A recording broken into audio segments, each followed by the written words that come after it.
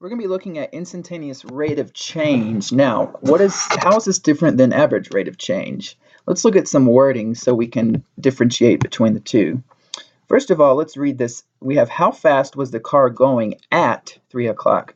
Notice how this is referring to a particular time, instant in time, right? Right at 3 o'clock. Let's read another one. How slow is the ice melting at 5 a.m.? Again, keyword at. And then we have how much is the pressure changing at 400 feet below sea level. So here it's at a particular elevation, right? It's not a change in elevation. So when it's at a particular instance or at a particular value, you're probably going to be dealing with instantaneous rate of change.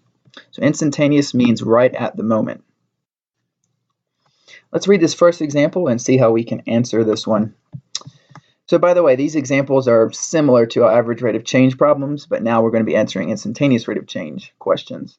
A rock is dropped from a cliff at time t equals 0. So I'm going to go ahead and just underline at t equals 0 because that's an instantaneous point in time. Its vertical position in feet from the cliff is given by s of t equals negative 4.9 t squared. So same equation we dealt with before. After t seconds. So this is the preliminary information. Let's see how we can answer it. Okay, how fast is the rock falling after 2.5 seconds? So this is the actual question we'll be answering. Okay, 2.5 seconds is an instantaneous time again. So underlined this before, but it turns out we're going to be doing 2.5, not 0. Now, we could figure out how fast it's falling at 0. We could take the derivative and plug in 0, and it's not going to be falling at all, right? It's not going to have a speed, right before you drop it. Anyways, we will be answering at 2.5. So, I mentioned the derivative because derivative is instantaneous rate of change. And because this is a particular moment in time, we will be taking the derivative. Here's our picture. Now, before we had 2 different time periods and we were going to figure out its average speed, but we can actually figure out exactly how fast it's falling at t equals 2.5. And the reason we can do that is because of the derivative. Okay, so again, step 1, always draw a picture whenever you're answering a word problem. This step's really important, converting words to variables. How fast would be s prime of t, okay? And that's because it's the derivative of position, all right? The derivative position is actually velocity, and that's really important. Of course, the derivative of velocity is acceleration. We'll learn that later. Seconds would be t, and after 2.5 seconds, guess what? We're actually figuring out s prime of 2.5 because t would be 2.5. So the instantaneous value is 2.5. This is important because, without that, without a particular moment in time, how can we know how fast something's going unless we know what time we're worried about? Going back to the cliff example, the rock's going to be falling faster down here than it is up here.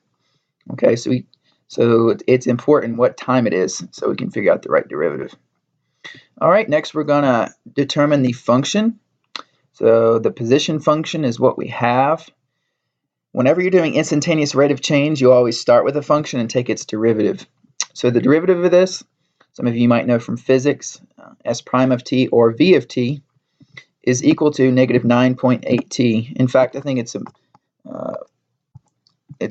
important enough to actually write, v of t because the v of t is s prime of t. So I'll just write v of t equals this. Okay. So here's our velocity function, negative 9.8 t. Basically, you plug in a t value, gives you how fast an object is falling. So we're going to plug in 2.5. Negative 9.8 times 2.5 is negative 24.5. So can anybody tell me what this means? Remember, we need to answer verbally. It means the rock is falling 24.5 feet per second after, I think it was 2.5 seconds, wasn't it? Or was it 2? Yes, after 2.5 seconds of being dropped. And again, negative velocity indicates the rock is falling. So after 2.5 seconds, the rock is falling 24.5 feet. I'd like to go back to the picture. So right at this moment, that's how fast the rock is falling. 24.5 feet per second. Again, it's going to pick up as it goes down, but that's how fast it's going at that particular point in time.